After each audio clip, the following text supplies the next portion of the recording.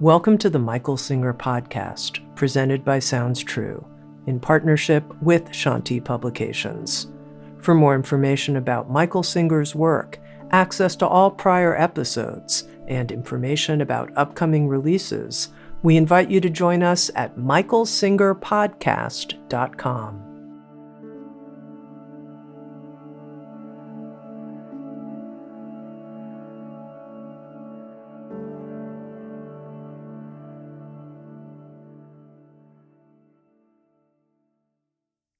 Jagged Jam Masters. Well, we're approaching another artificial point where we say we've circled the sun. I wonder who decided where that point is. In any event, always at the end of the year, you take inventory. I took a trip, a lap around a star. A very big star, no. One of 300 billion. One of 300 billion in your galaxy, and there's trillions of galaxies. How'd you do this year? What did you do this year? What's your pole star?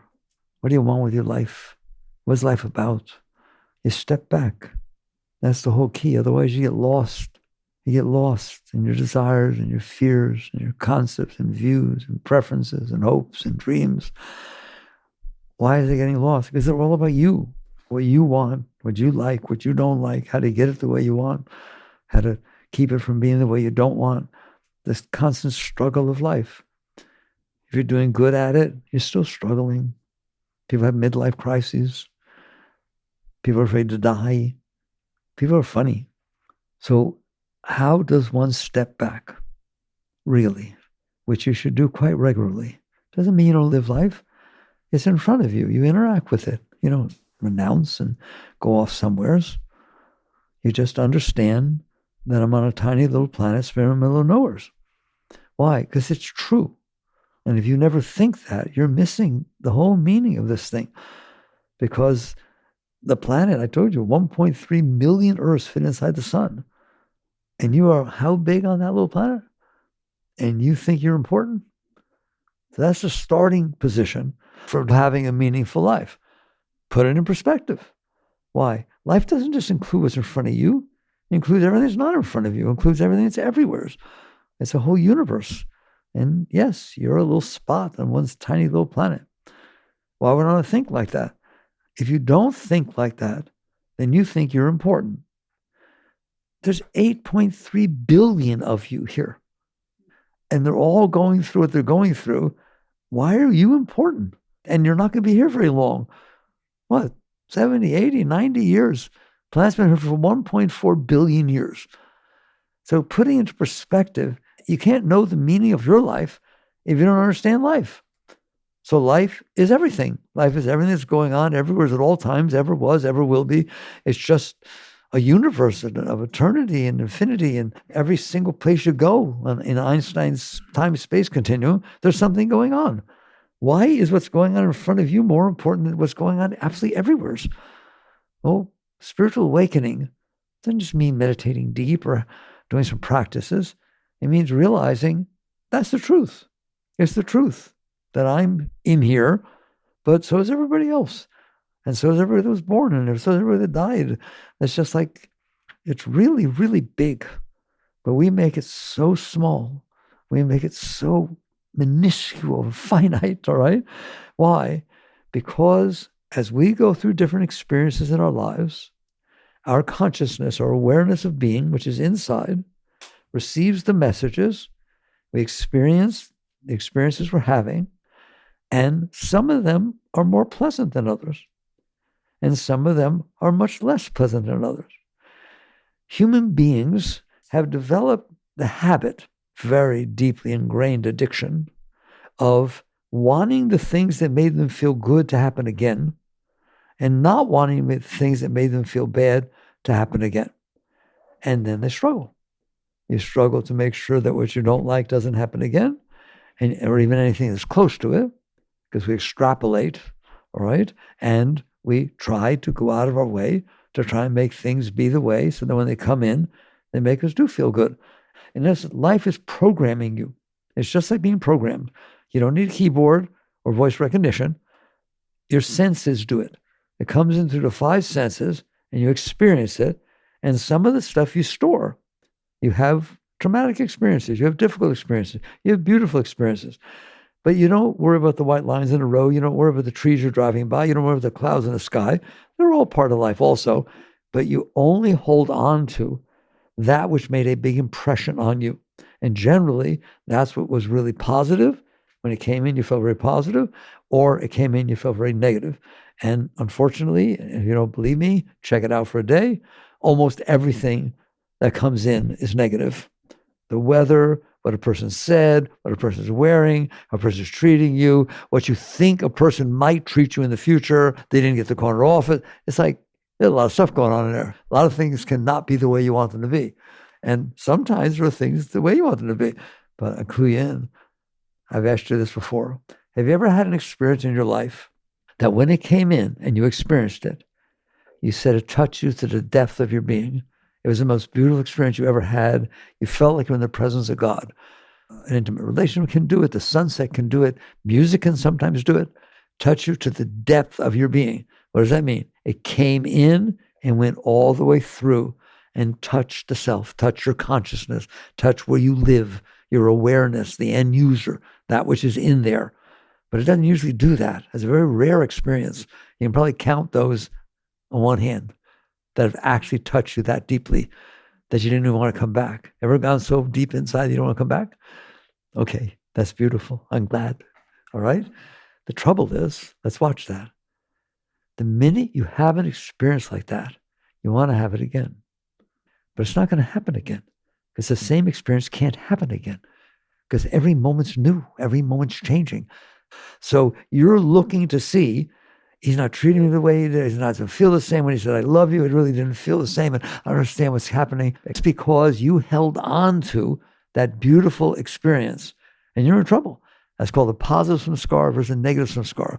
People often ask me, what's wrong with positives from scars? Nothing. I want you to have tons of them. I pray for you. I want you to be the happiest person to ever live. But you won't be. Why? Because the highest, even in meditation, go have a deep meditation. It will screw you up for the rest of your life. No, I'm not kidding. Because you want to have it again.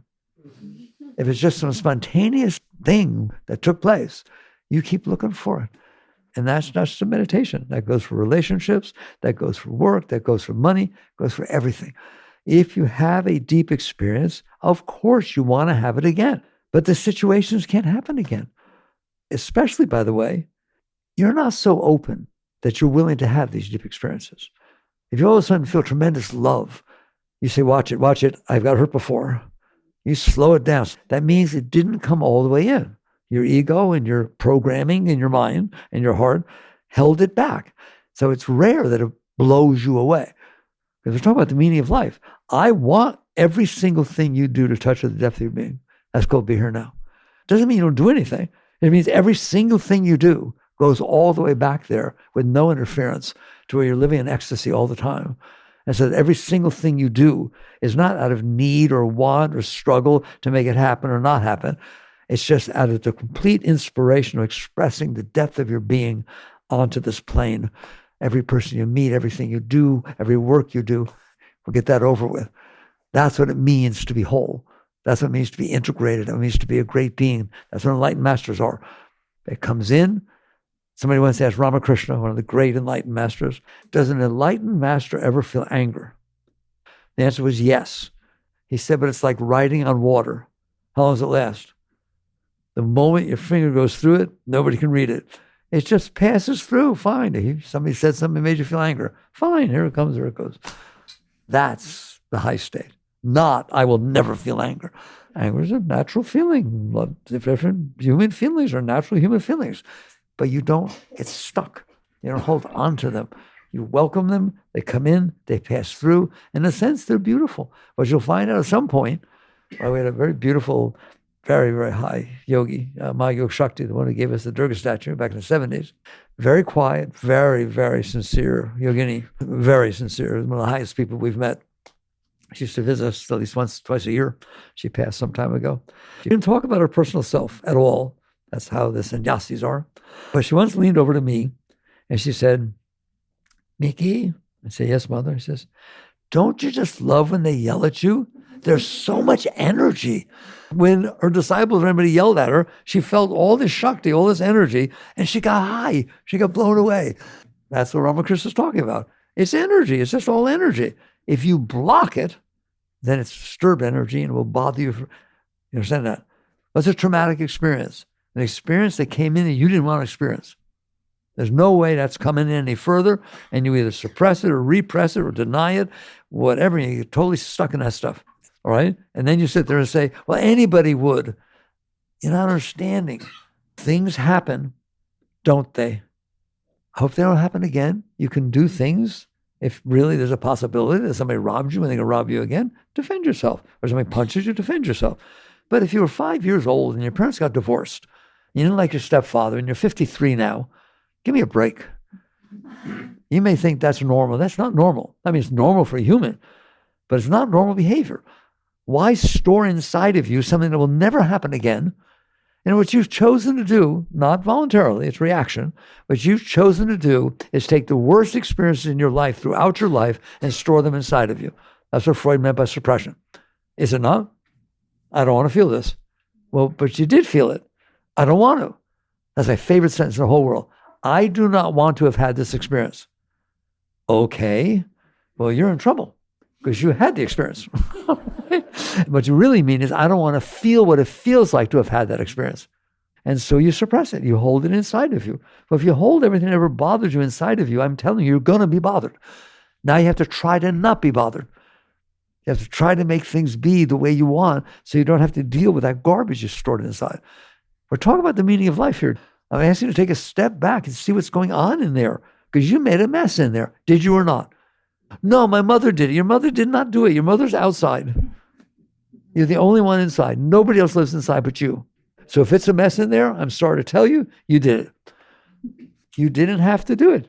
There are people whose parents got divorced and they had a wonderful time. They didn't like their stepfather, so they drew pictures of a devil and had fun, whatever with their business. But they didn't keep it inside so that every time you mention his name or anything happens, this stuff comes up inside and you have to watch it and not, who your friends are? The people that don't touch your stuff. Your enemies are the people who touch your stuff. I don't want to hang out with him. I don't feel good. That's because you don't feel good inside. Mother Teresa used to go and work with the lepers. Couldn't have been much fun. She loved it. She ran to do it. It was not a sense of selfless service. She never thought like that. Everything is beautiful. Everything is beautiful. It's not all the way you want it to be. It's not all comfortable. It's just life. It's life. It's life. And it's going to be life. You're not going to stop it. No one has ever stopped it. People who tried, Hitler, Genghis Khan, they destroyed the world by trying to stop life from being what's natural, what it is. So you have to watch inside yourself and say, what is the motivation for the day I live today? What is the motivation for the day I'm going to live tomorrow or when I wake up in the morning? Why am I here? You are not here to get what you want because you don't even know what you want. If I made you list 5 things and God's going to come down and bless you with those things, okay? Oh, I want a wife. I want money. I want to travel. I want to do things on my bucket list. Go on, make a list. You made that 10 years ago. Come back and look at it 10 years later. It's not going to be the same. Why? Because you had new experiences and all this stuff about what your preferences are, what you like, what you don't like, are all programmed based on your past experiences. Can you like somebody and love them to pieces and have them do one thing and never want to look at them again? Answer me. Can you close down? What did it take? Somebody walked up to you and said, you like him? Are you kidding me? Do you know what he did to that, my friend? Oh my God, you better talk to her. He destroyed her. You don't want to see him? Yes or no? How fickle, how quick? Is it wrong? No. Psychology says you are the sum of your learned experiences. You're not. You're the consciousness, the indwelling awareness that is aware that your mind and your heart are the sum of your learned experiences. Your psyche is the sum of your learned experiences. You're not. Let me ask you a question. When you have trouble inside, are you aware? Are you aware you have trouble? Do you ever say, I'm having a bad mind day? Do you ever say, oh my God, I'm so upset, I can't handle it? How do you know? How do you know you're upset? How do you know if somebody breaks your heart? You go into a therapist, oh my God, my heart is broken. It hurts so much. What the therapist should say, if you had a guru for your therapist, he'd say, very good, very good. Okay, how do you know? How do I know what? How do you know your heart hurts? That's a serious question. That's a way deeper question than why your heart hurts. How do you know? There's a subject-object thing there. There's you saying, that's possessive, my heart hurts. Who's the my? It's something you're looking at, something you're aware of. You're inside, the aware being that sees what's going on in there. The trouble is you get lost in it. So you don't ask who sees, that's interesting, who sees anger, who sees love, who sees fear, who sees anxiety, who sees stress. Oh my God, I'm so stressed out. How do you know? And eventually, if I ask that question, you're going to look at me and say, because I'm in here, stupid. Who's in there? Who's noticing these things? That's the indwelling being. That's what you mean by the self, the consciousness, the awareness of being. It's the awareness of being. Were you in there yesterday? Were you in there 5 years ago? How do you know? Because I was in here experiencing things. It's not about your memory. It's about you experiencing. So if what you do is when you have experiences, instead of honoring and respecting the experience, why? Because it happened. I'm sorry. Reality wins. Why? Because nobody has ever undone what already happened. You tried to compensate for it. You tried to make them say, I'm sorry. Nobody had to say, I'm sorry if they didn't hear what you said. So you're in there trying to protect yourself from what already happened. You're rationalizing, you're judging, you're running away, you're running to, whatever the heck it is. But that's very busy. It's very busy in there. And people say, but I have goals. Someday you will be so awake that the moment in front of you is your goal. The moment in front of you is so, it'd be sort of like, let's say you really love somebody tremendously. You hadn't seen them for a long time. And all of a sudden, there they are. Surprises you. They came back from Europe. And there they are standing in front of you. And your heart just bursts open. What if somebody asked right now, what do you want to do? Where do you want to go? You want some ice cream? Leave me alone. Right? I am experiencing the most beautiful moment of my life. There's nothing I need. That is what I needed. And everything I was doing by trying to find the right person, by traveling, by money, by this, was to try to have that happen. So here it is happening. And why are you asking me what I need? Nothing. I need to be left alone so I can experience this. You can feel that every moment of your life about every single thing you're doing. You're the highest being. The human being is a very high thing. Not the junk they watch. That's not very high, but they're programmed with. But who's in there? The great masters have taught you. Who's in there is very great. It's a great being. But who's in there, the consciousness in there, instead of feeling the ecstasy and bliss that's free to flow inside of you, is busy studying and watching your mind with all of its desires and fears and anxieties and stresses and worries. Ever worry? What do you worry about? I worry that what I don't want to happen might happen, and I worry what I want to happen might not happen. Did I get it? Okay, that's infinite. It will never stop, and it keeps changing. So those things can't be the meaning of life. The meaning of life is not getting what you want. Why? Because it keeps changing. And plus, but you won't get it anyways. You'll always find something wrong with it. We're going to get married, and let's have our wedding outside. I've always dreamt of an outside wedding. What if it rains? There, right away. Now you're scared. Can the mind screw you up? And so now I have to go out and make sure it doesn't rain. Good luck. I can pray. I'll do mantras. I can do something, right? And next thing you know, you're stressed out. You're struggling. You're not enjoying your life. You may have moments and you may have hope. I like that word hope. What do you hope? Hope things unfold the way I want. But you hope things won't be the way I want.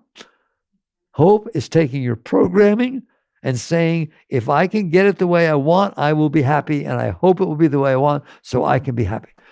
What are your dreams? Wow, that's very spiritual, right? I have dreams. Your dreams are, I hope that someday what I want will happen. You have to wake up way deeper. You're in there. There's a reason you don't be okay in there. I'm not saying you're freaking out in there. A lot of people are a lot of the time. You know it. Sometimes underneath, it ain't so comfortable. It's like sitting on top of a volcano, but you can hold it together. You can make it work. You can get people to be the way you want them to be and manipulate and control and do all this stuff. Sure. But then you're suffering, you're struggling. It's anxiety. There is a state inside that is not like that. And it's your natural state. So what happens is you've been programmed with all these experiences. You held on to them and stored them inside of you and made a you out of them. Here I am. This is what I like. This is what I don't like. This is what I eat. This is what I don't eat. This is who I like and who I don't like. This is what you wear and I like it, and when you wear and I don't like it. This is how I like you to talk to me. What you're saying is I'm conditionally okay. If everything outside comes in the way I want it to, I'm doing pretty good. But I worry that it won't stay.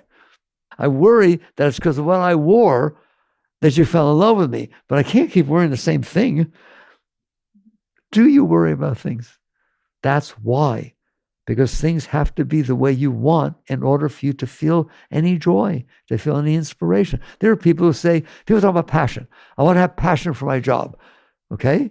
Well, that's really wonderful. I want you to have passion about everything. I want you that every single moment you go to work, you can't wait to get there.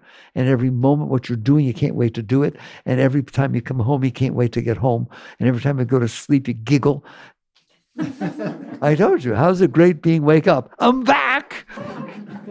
And the reason you don't wake up like that, because you wake up thinking, what did I do wrong yesterday? What if this happens? I got so much to do. What if I don't do it? What if I fail? Right or wrong? You don't realize how stressful it is when you have to have things outside be the way you want them inside.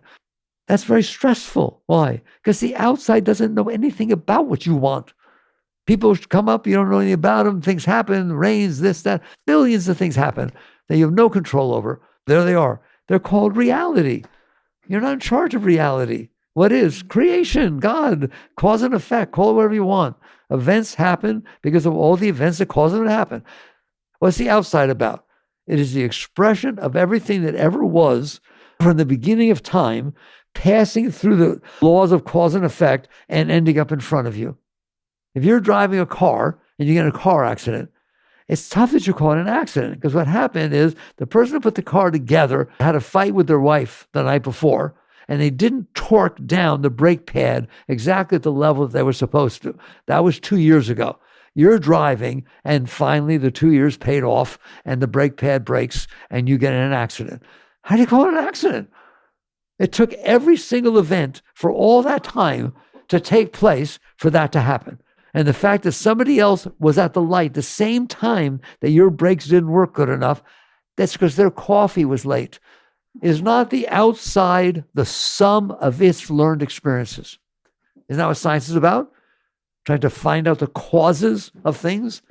Things have causes, and they result in the effect. But what do? Our inside is the most important thing I'll ever teach you. Your inside is the sum of your learned experiences. You've had experience in your life. They programmed your psyche, what you like, what you don't like, what you want, and what you don't want. You got a whole world going on there, don't you?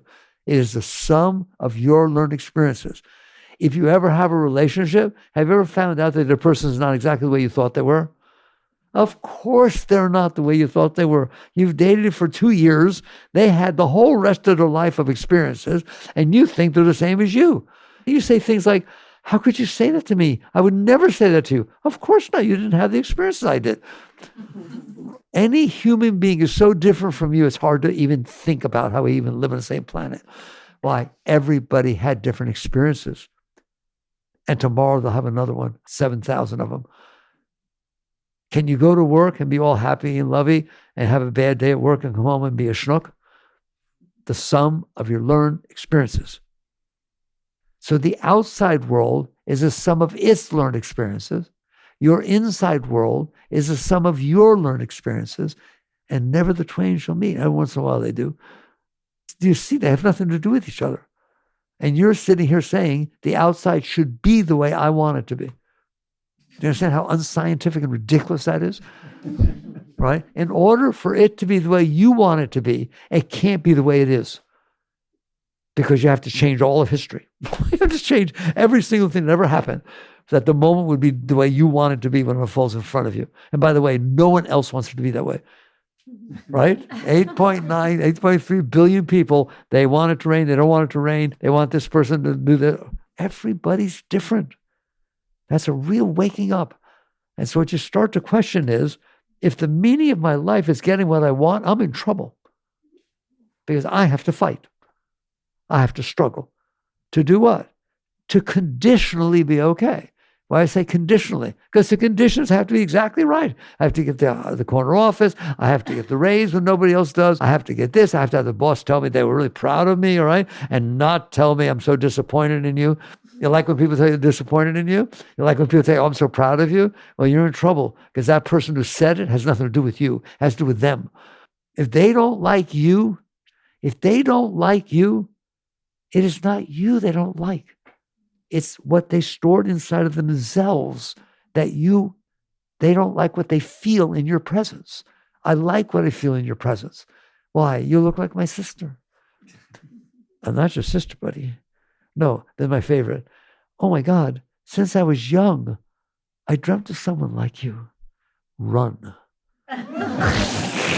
Just run as fast as you can, right? That little 5-year-old kid made up a little collage, right, out of this thing and said, oh, that's my ideal soulmate.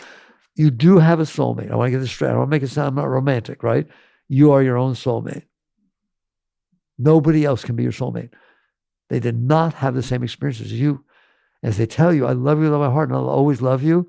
Okay, let's see. Understand that? You can get a state like that, but that's a very deep state. Otherwise, I like you because you're the way I want you to be. Is that not true? What if they're not the way you like them to be? You still like them? No. Go to a dating site, and I want to see what they do. A computer, that's what they are, computers, asks you a question. What kind of food do you like? Do you like tall men? Or do you like women? Do you like to travel? Where do you like to go? You are not answering about somebody else. You're answering about you. And then the other ones come in and lie about it. I'll be like that. So they can get a date. But is it not true that what that survey is doing, and that's about somebody else, it's talking about you. And you're going to sit there and look to find someone that's the same as you. No one is the same as you. How could it possibly be? They are the sum of their learned experiences. You're the sum of your learned experiences. They're not the same, are they? Not even close. Period. Wake up. So what you're going to do is you'll be conditionally okay as long as you behave the way I expected you to.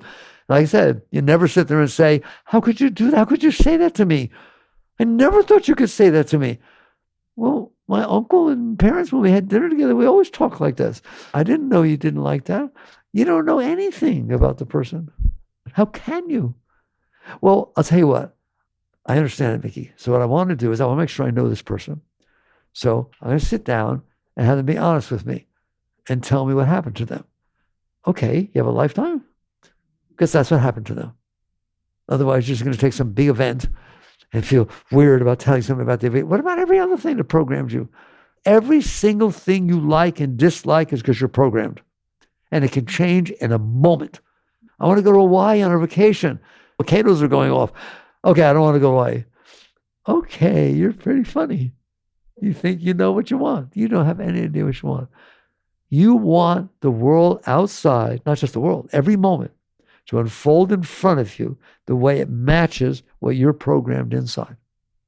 You want somehow that the moments unfolding in front of you, which have nothing to do with you, generally there's all the moments of the universe coming together, you want those moments when they come in to match what is built inside of you, to match your self-concept.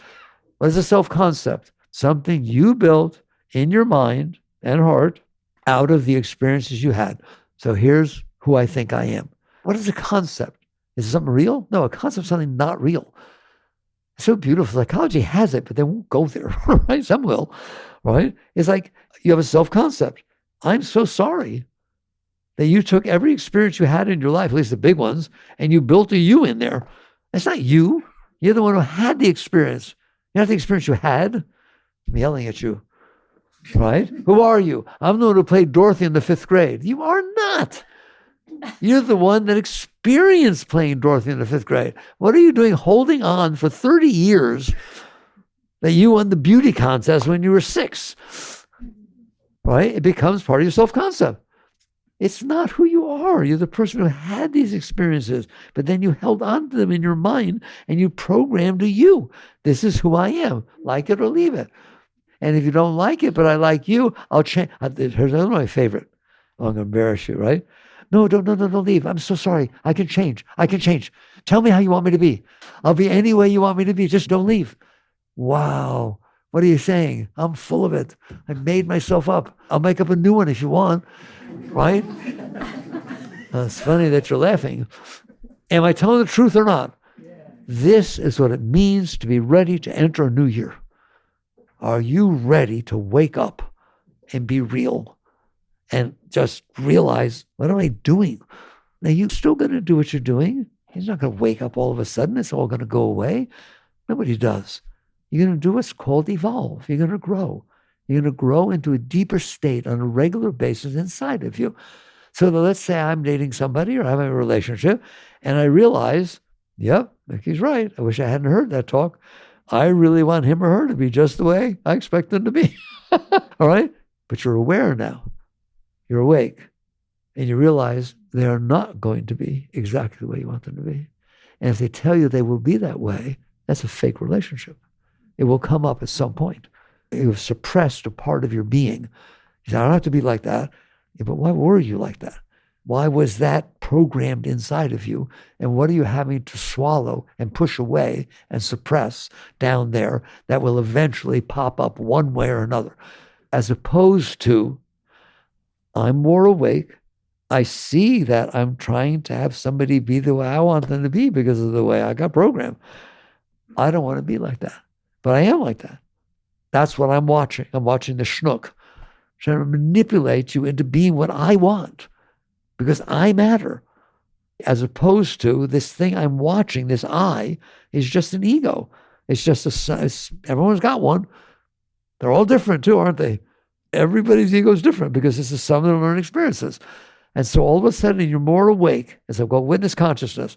You're back there noticing that you notice that you're a manipulative idiot. And that I'm only okay if things are the way I want them to be, and if people do what I want them to do, and if everything's the way I want it to be. Okay? That's it. I see that. I don't want to be like that. Doesn't mean you're not like that. Doesn't mean you don't see it. Don't deny. There's no denial going on here. No suppression. Suppression is a terrible thing. Why? It's like a virus. It sits down there and spreads out and screws everything up. Do you understand that? I mean, Freud's psychology is right. Suppression is the worst thing you can do. Take a part of your being and shove it down there. So what's my alternative? There are a few alternatives. Let's start with the high one. You are awake. You woke up. You see that that is going on in there and that that's not nice for other people. It's nice for me, but it's really not because I have to struggle. And then I wonder, does somebody really love me or is it because I behaved a certain way? Look at the insecurity it builds. Ever feel insecurity? Has anybody ever felt insecurity? Of course you do, because it's fake what you're looking at. It can break at any time. Somebody can like what you did last time and then all of a sudden not like you anymore. Can't they? Both because you're fake and they're fake. So at some point you decide to be real. This is called spiritual growth. Spiritual growth is not about church or this or any of that kind of stuff. Not even about meditation or mantra or anything. Those are techniques to try and help you grow. What spiritual growth is about is I'm in here and what I'm looking at, I could do without most of the time. I don't really need to feel jealous. I don't really need to feel insecure. I don't really need to feel challenged and afraid. And I don't want to have to make the world be a certain way for me not to feel okay. I want to feel okay. Win all the time. Then I can come and help others. I can serve. I can give. Otherwise, I'm taking. Can you relate to that? If I want things to be a certain way, I'm taking. I'm saying I matter more than everything else. He got the corner office. I should have got the corner office. And I'm going to complain about it for the next 3 years. I wouldn't even like the person who got the corner. I liked him before. He was my best friend. Not anymore. So you get to the point where you wake up and you say, okay, I would rather bring love into the world. Real love, not love for somebody. love. Love for somebody is very, very beautiful. Love comes from inside. When you say, I love somebody, what you're saying is, as long as you're the way I want you to be and do what I want you to do and behave the way I want you to behave and want what I want, I will feel love. If any of those things don't match, I'm not going to feel love. Love is what you feel when there's nothing else going on in there. It's unconditional. It just pours inside of you. You couldn't stop it if you tried. And there's nothing that anyone can do that will stop that love from pouring through you. That's unconditional love, not conditional love. Unconditional well-being. Now, you see the word unconditional? Pretty powerful, isn't it? How do you get there? Can you get there? Every single person can get there. Every person is already there. It's like the sun is always shining out there. There's no day or night. It's because something's blocking it that you don't experience it. Get past the blockage, release the blockage, and you'll see for 4.5 billion years, there's this fireball out there. All right? And it doesn't change. It's the same day and night. Inside of you, the self, the being who sees, the witness, call it whatever you want. Krishnamurti called it the objective observer.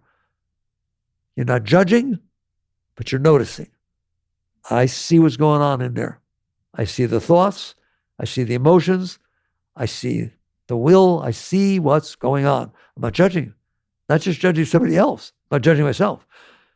If you're judging yourself, you're going to manipulate yourself. You will suppress. You will deny. You feel guilt, shame. Those are all because you judge yourself. Well, what if I don't judge myself? Then you notice why it is the way it is and why it was the way it was. And you deal with that. Here's where I am with guilt.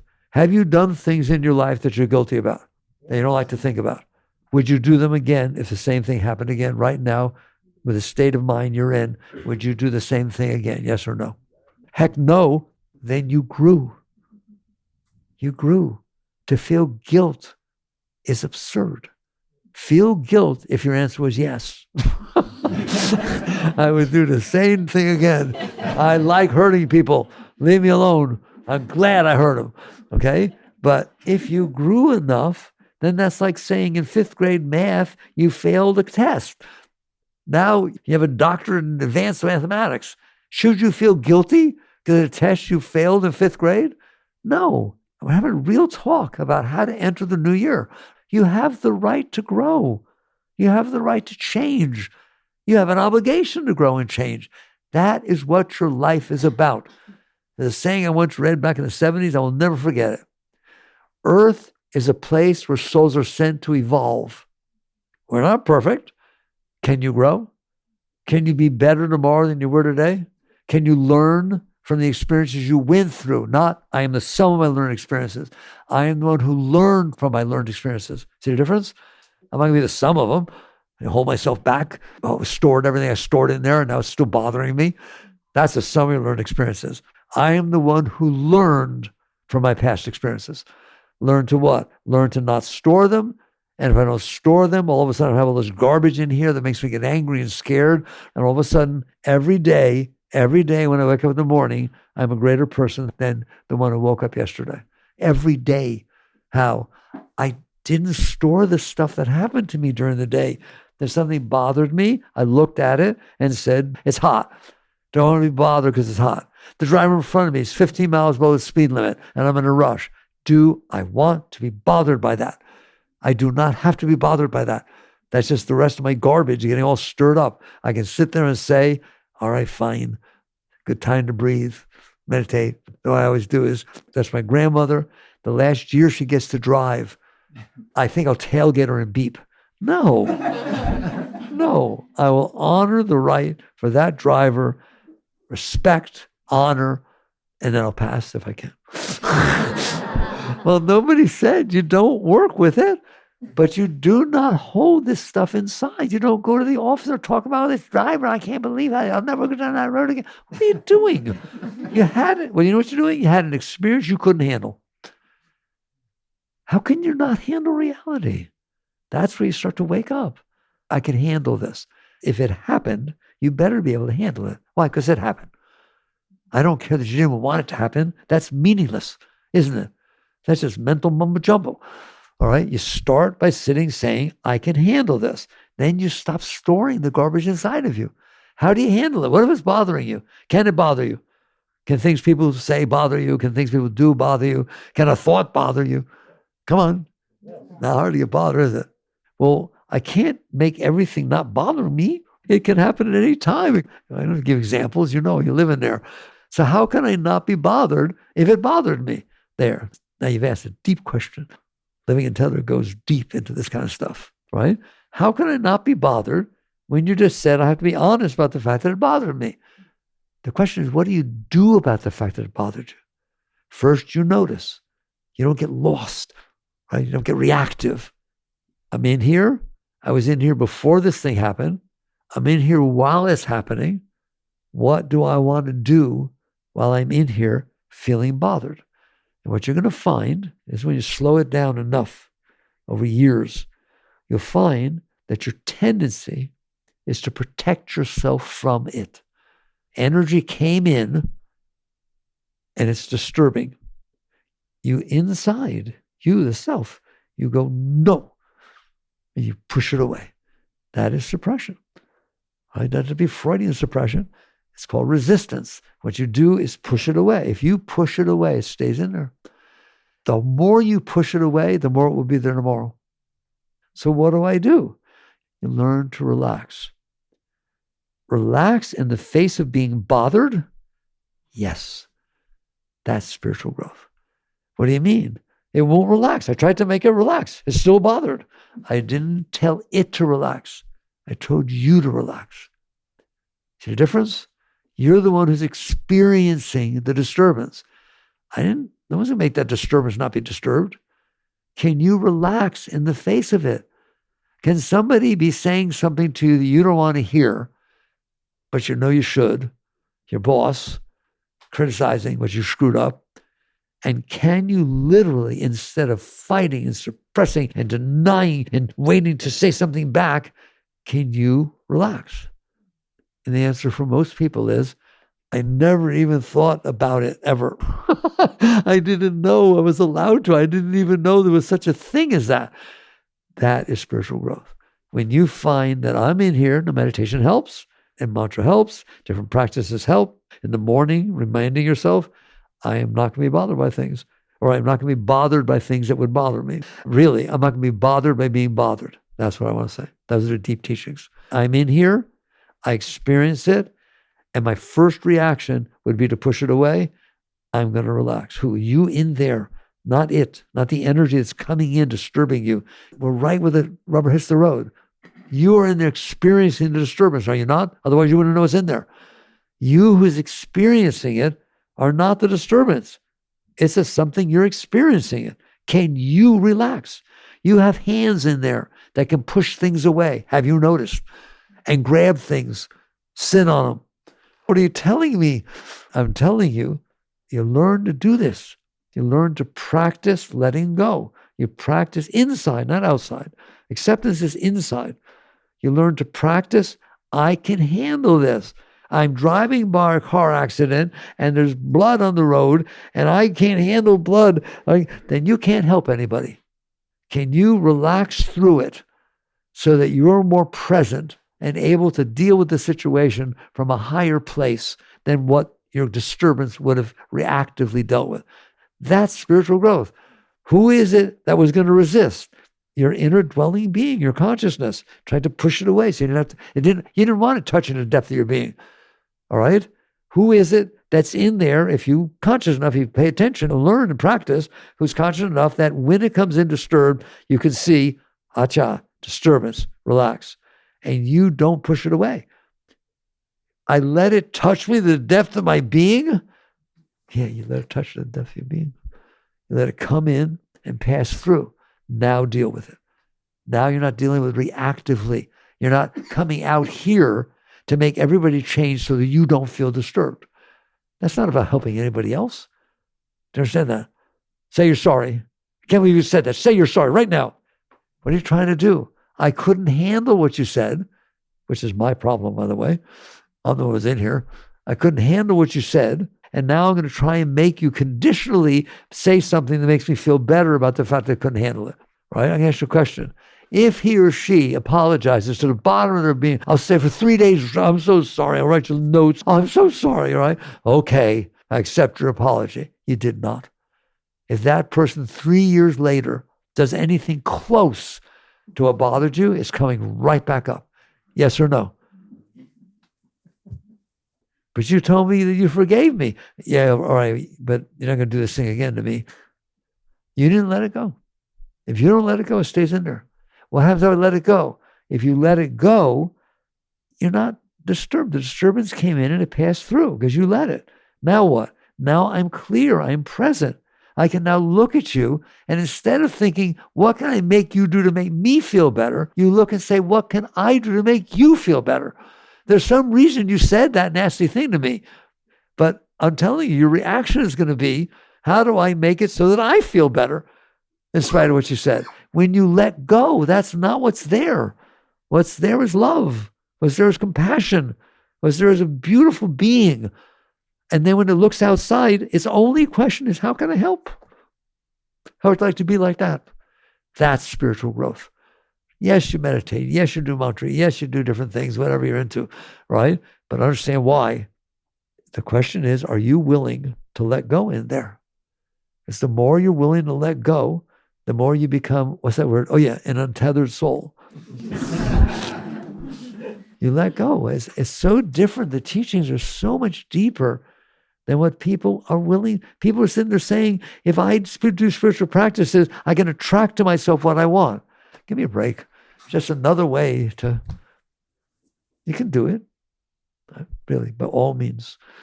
There is a law of attraction, and if you work on it and meditate on it, you can attract to yourself what you want. Let's see what happens after that, because you're still there wanting that. Nobody ever got what they wanted and never wanted anything else, ever. You understand that? Why? Because you're not okay. That's why you want things. Because you're not okay. You're conditionally okay. And so you go there and get what you want and do that. And now what? You're stuck holding the bag. So the alternative is to say, I am going to grow inside. I'm in here. I live in here. This is my house. This is your house. Is anybody else living there with you? Mommy, daddy, wife, husband, children? No, you're in there. You're the only one in there. And you made a mess in there. How? By storing what you don't like inside so that now it's getting hit all the time. And by clinging to what you did like, so you're always getting disappointed and afraid that you won't get it again. That's how deep the teachings are. So what's the alternative? Learn to relax when things come in, allow them to let go, then deal with them. Don't not deal with it. You deal with things, but not out of reaction. Not out of protection, not out of jealousy, fearing, not out of the mind's mess. I showed you where that mess came from, the sum of your learned experiences. Well, it's a mess, okay? And then you're trying to make it match your experiences. That's a terrible life. Even though it seems people, I'm successful. You're not successful. Look at these billionaires. They look like having much fun. They fight with each other. I would never trade it for anything. Do you understand that? People who were number one on Forbes' most wealthy person in the world list last year, if they're number two this year, it bothers them for the rest of the year. Do you understand that? No one's okay by getting things. You're okay by being okay inside. Now, how do you do that? Because right now, you can't relax and let go about a lot of stuff. And the problem is, you listen to me, you rationalize that that's how it should be. There's no way I should have been able to handle what you said to me. Of course I can't handle what you did. Nobody could. So I'm basically saying I should be screwed up. It's justifiable. Anybody would be, all right? And so you say, okay, honestly, I'm not able to relax when stuff comes in I don't like. And I'm not able to relax when stuff comes in that I do like. Oh my God, I want that car. I've always wanted a car like this. I just drove by. What can I do? Get weird because something came in that you liked? Get weird because something came in that you don't like? Give me a break, all right? So you start doing what the deep teachings teach you. When you pick up a tennis racket, you never played tennis before. How good are you? It goes in the net every single time. You never played the piano. Sit down, try to play Beethoven. Here's the notes. Here they are. Ah, all right? Doesn't mean you can't play the piano. Doesn't mean you can't play tennis. But you need to practice. You need to practice. Practice with Beethoven? No, practice with the scales. Practice with John McEnroe? You're probably too young for that. No. Practice with the ball thrower. Practice with a coach. Practice your backhand. Will you get better if you practice? Answer me. At anything you do, will you get better if you practice? Not perfect. No. Will you get better every time you practice? Same thing with letting go. You're in there. Yes, you can't handle that somebody dumped you or this happened or somebody died. I understand that. Okay? Someday you will be able to. We'll talk about that. But you can handle that it's hot out. In Living Untethered, I talk about low-hanging fruit. What is that? Things that bother you, that if they didn't bother you, they'd be fine. It's 97 degrees out. What good does it do for you to be complaining as you walk from your air-conditioned car into your air-conditioning house? None. The cost-benefit analysis is zero. All cost, no benefit. That's low-hanging fruit. Where do you see how many things there are that you bother yourself about, that if you stop bothering yourself about them, they're fine? There's nothing to do about it. Nothing to do about the heat, nothing to do about the car in front of you, nothing to do about what somebody said. You just start catching on. And then you've learned to let go of the stupid stuff. People write me from all over the world. I'm so much happier than I was before. I was in a relationship. We were going to split up now. Of course you're happier. You're not making yourself unhappy. You're not in there disturbing yourself about stuff that's meaningless. All right? Then something bigger happens. Maybe somebody you're in a relationship with comes back in a bad mood, comes home, slams the door, and you wanted to have a nice evening. All right? What do? All of a sudden you realize, hey, I'm still here. They used to bother the heck out of me. I just waited for him to come back out because I'm going to give him a piece of my mind. I like that, a piece of your mind. Okay? And instead you look at it and you say, he had a bad day. He's allowed to have a bad day. Can I handle that he had a bad day? Not can I handle what I felt. Can I handle in here? Sure, I felt funny, like rejected a little bit, right? Can I handle that? So that when he or she comes out, there's love. Big deal, that a bad day. I'm sorry I had a bad day. It's fine. Don't worry about it. I'd like to be like that. If you practice letting go, you become like that. Doesn't mean you don't deal with things. I told you that. But you only deal with the things that need to be dealt with. You deal with them out of love, clarity, intelligence, not reactive, fighting, pushing. You don't deal with it because you can't handle it. You know who's the worst person to deal with something? Someone who admits they can't handle it. Here's a math problem. Oh, I can't do that. Okay, I guess you're the wrong person to give it to. If you say I can't handle it, you can't. You admitted it. What if you sit there and say, it bothers me a little bit, but I can handle that? Well, okay, I'll give you the job. This is what you do as you're circling a star in the middle of nowheres. This is what it means to say Earth is a place where souls are sent to evolve. You are now evolving. Every day you get clearer because you had another opportunity to deal with the stuff that happened to you. If you fall down, it happens all the time. Things happen and you're not there. You're not there. It pulls you down into them, right or wrong. Okay? Very good. Stay conscious as long as you can. Come back as soon as you can. No guilt. No shame. No, I wish it didn't happen. So the coach hits you a ball, you hit it in the net. Okay. I have to be guilty or feel terrible about it. I'll do better next time. Right? So you fall, but you stay as long as you can. Come back as soon as you can. And eventually, that gap, I'm going to cry, that gap becomes very, very small until there is no gap anymore. And nothing can throw you. Nothing. And you know that. And knowing that makes you so strong, so capable, such a beautiful person. You can handle whatever's happening and do what you best to raise. Your entire interaction for the rest of your life is how can I help? It's called service. Doesn't have to be some big thing. It could be smile. It could be anything. All you're doing, you're not even trying to do it. It just happens naturally because there's nothing else left.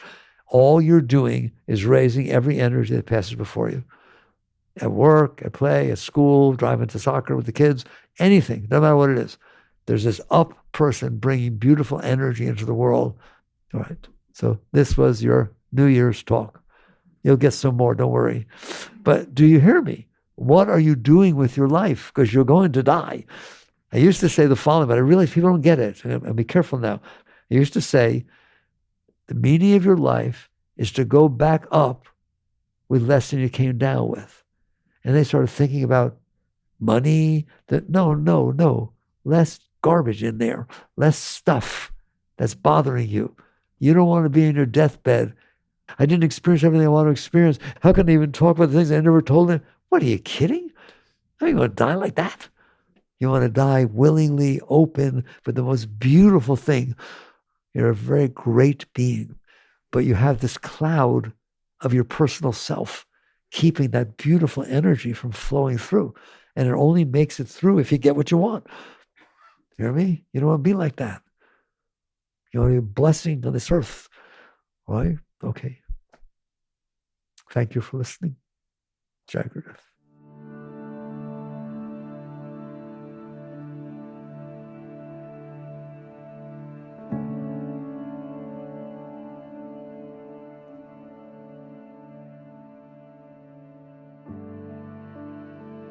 You've been listening to the Michael Singer Podcast, produced by Sounds True in partnership with Shanti Publications.